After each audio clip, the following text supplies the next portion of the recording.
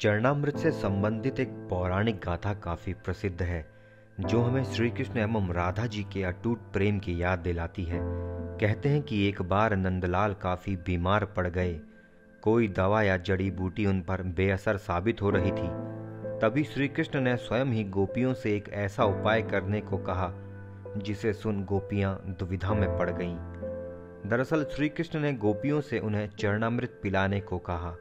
उनका मानना था कि उनके परम भक्त या फिर जो उनसे अति प्रेम करता है तथा उनकी चिंता करता है, यदि उसके पांव को धोने के लिए इस्तेमाल हुए जल का वे ग्रहण कर लें तो वे निश्चित ही ठीक हो जाएंगे। लेकिन दूसरी ओर गोपियां और चिंता में पड़ गईं। श्री कृष्ण उन सभी गोपियों के लिए बेहद महत्वपूर्ण थे। वे सभी उनकी परम भक्त थीं, लेकिन उन्हें इस उपाय के निष्फल होने की चिंता सता रही थी। उनके मन में बार बार यह आ रहा था कि यदि उनमें से किसी एक गोपी ने अपने पांव के इस्तेमाल से चरणामृत बना लिया और कृष्ण जी को पीने के लिए दिया तो वह परम भक्त का कार्य तो कर देंगी, परंतु किन्हीं कारणों से कान्हा ठीक न हुए तो उन्हें नरक भोगना पड़ेगा। अब सभी गोपियां व्याकुल होकर श्री कृष्ण की ओर ताक रही थी और किसी अन्य उपाय के बारे में सोच रही थी कि तभी वहां कृष्ण की प्रिय राधा आ गई।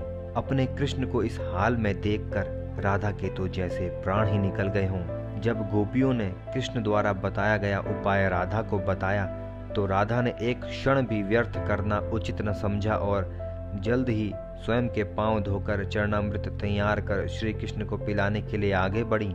राधा जानती थी कि वो क्या कर रही हैं। जो बात अन्य गोपियों के लिए भय का कारण थी, ठीक वही भय राधा को भी मन में सता रहा था। लेकिन कृष्ण को वापस स्वस्थ करने के लिए वह नरक में चले जाने को भी तैयार थी।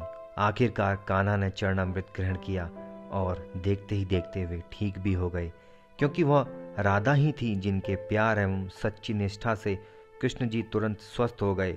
अपने कृष्ण को निरोग देखने के लिए राधा जी ने एक बार भी स्वयं के भविष्य की चिंता नहीं की और वही किया जो उनका धर्म था। दोस्तों, आज के लिए बस इतना ही। मिलते हैं बहुत जल्दी अगली एक इंटरेस्टिंग वीडियो के साथ। तब तक के लिए नमस्कार।